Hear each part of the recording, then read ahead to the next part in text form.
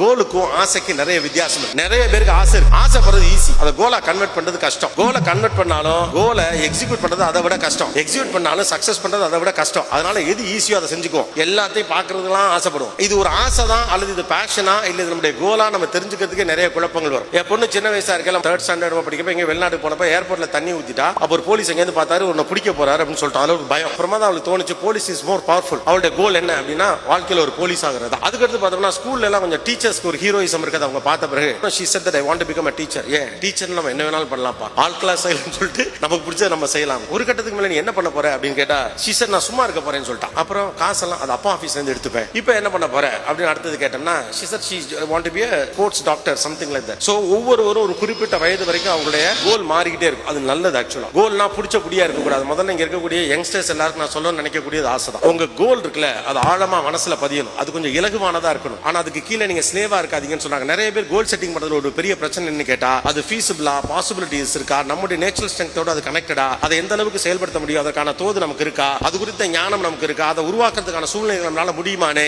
Ego இல்லாம நம்ம test பண்ணிக்கிட்டு ஒரு கோலை செட் பண்றப்ப அதை எக்ஸிக்யூட் பண்றதுக்கான பாசிபிலிட்டிஸ் இருக்கு. ஆனா if the goal is influenced அப்படின்னு வச்சுக்கலாம் you will fail. If this goal is understandable you will grow. இதுதான் வித்தியாசம்.